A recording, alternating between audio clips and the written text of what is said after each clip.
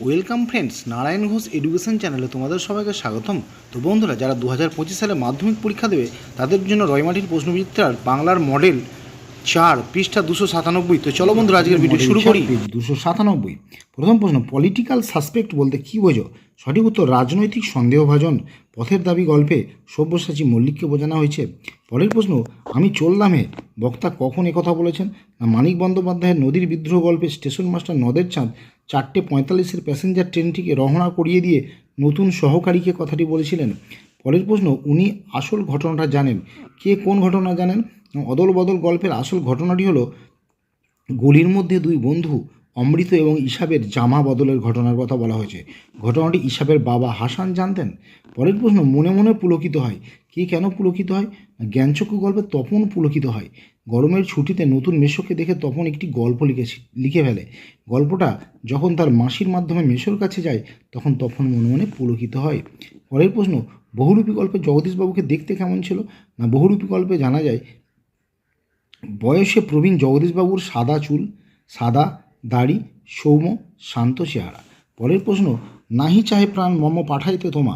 বক্তা এসব কথা কেন বলেছেন? কারণ অভিষেক কাব্যাংশের রাবণ ইন্দ্রজিৎকে কথাটি বলেছিলেন। কারণ বীরবাহুর মৃত্যুর কলঙ্ক মোচনের জন্য ইন্দ্রজিৎ যুদ্ধে যেতে চেয়েছিলেন, কিন্তু রাবণের পিতৃহৃদয় তাতে রাজি ছিল না। পরের প্রশ্ন, তোমার চেতনাতীত মনে কী হয়েছিল? না আফ্রিকা কবিতায় চেতনাতীত মনে মন্ত্র জাগাচ্ছিল। পরের প্রশ্ন, দেখিয়া রূপের কলা বিস্মিত হইল বালা। বালা কি অনুমান করেছিল? না সিন্ধু তীরে কাব্যাংশে অচৈতন্য পদ্মাবতীকে দেখে সমুদ্রকন্যা পদ্মা অনুমান করেছিল হয়তো দেবরাজ ইন্দ্রের অভিশাপে কোনো বিদ্যাধরী স্বর্গভ্রষ্ট হয়ে পৃথিবীতে এসে পড়েছেন। পরের প্রশ্ন, আমাদের পথ নেই কেন? না আয় আলো বেঁধে বেঁধে থাকি কবিতায় আলোচ্য অংশে বর্তমান সময়ে সাধারণ মানুষদের অসহায় অবস্থার কথা তুলে ধরেছেন। জীবনে চলার পথে সীমাহীন বাধা প্রতিকূলতাকে তুলে ধরতেই পথ না থাকার কথা বলেছেন। পরের প্রশ্ন, তারা আর স্বপ্ন দেখতে পারল না। কেন পারল না? অশোকী একজন কবিতায় শান্ত হলুদ দেবতারা আর স্বপ্ন দেখতে পারল না, কারণ যুদ্ধের বীভৎসতার কারণে ধ্যানমগ্ন দেবতারা মন্দির থেকে টুকরো টুকরো হয়ে ভেঙে পড়ে। পরের প্রশ্ন, জন্ম হলো ফাউন্টেন পেন। জন্মবৃত্তান্ত লেখো। না লুইস অ্যাডসন ওয়াটারম্যান একবার এক চুক্তিপত্র সই করার সময় দোয়াত উল্টে যাওয়ায় কাল চুক্তি বাতিল হয়ে যায়। এর বিহিত করতেই তিনি ফাউন্টেন পেন আবিষ্কার করেন। পরের প্রশ্ন, পরিভাষার উদ্দেশ্য কী? না পরিভাষার উদ্দেশ্য হলো ভাষাকে সংক্ষিপ্ত করা এবং তার অর্থ সুনির্দিষ্ট করা। পরের প্রশ্ন, কোন দোষ থেকে মুক্ত হতে না পারলে বাংলায় বৈজ্ঞানিক সাহিত্য সুপ্রতিষ্ঠিত হবে না?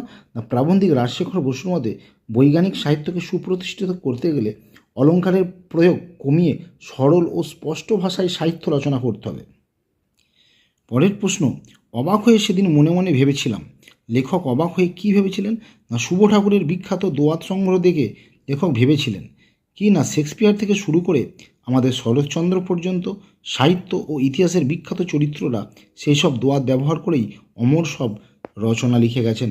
পরের প্রশ্ন, কর্মের বিপসা কাকে বলে? উদাহরণ দাও।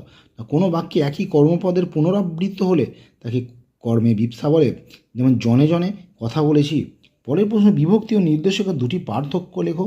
দেখে নাও, বিভক্তি শব্দ বা ধাতুর পরে যুক্ত হয়ে পদে পরিণত হয়, অন্যদিকে নির্দেশক শব্দের পরে যুক্ত হয়ে বচন নির্দেশ করে। 2 নম্বরে বিভক্তি অন্বয় সৃষ্টি করে আর নির্দেশক অন্বয় সৃষ্টি করে না। পরের প্রশ্ন, রান্নাঘর ব্যাসবাক্য সহ সমাস। রান্নাঘর হবে রান্নার জন্য ঘর, নিমিত্ত তৎপুরুষ। পরের প্রশ্ন, একটি বাক্যে উপমেয় উপমান সাদৃশ্যবাচক শব্দ এবং সাধারণ ধর্মবাচক পদের উদাহরণ দাও। আকাশের রং ঘাসফড়িংয়ের মতো কোমল নীল। এখানে আকাশের রং উপমেয়, ঘাসফড়িং উপমান, কোমল নীল সাধারণ ধর্ম, আর মতো হচ্ছে সাদৃশ্যবাচক পদ। পরের প্রশ্ন, আসক্তিহীন একটি বাক্যের উদাহরণ দাও। আমি ভাত গিয়ে বাড়ি খাবো। পরের প্রশ্ন, নদীর জন্য এমনভাবে পাগল হওয়া কি তার সাজে? নির্দেশক বাক্য। না নদীর জন্য এমনভাবে পাগল হওয়া তার সাজে না। পরের প্রশ্ন, বাচ্যের মূল কথা কি? একটি বক্তব্যকে বাচনভঙ্গির মাধ্যমে প্রকাশ করা।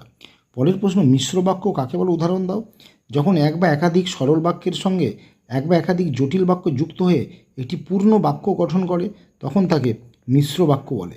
যেমন, আমি প্রতিদিন স্নান করে বিদ্যালয়ে যাই এবং শিক্ষক যা পড়া দেন বাড়িতে এসে সেগুলি করি। পরের প্রশ্ন, আবার কিনবো ভাববাচ্য পরিবর্তন করলে কী হবে?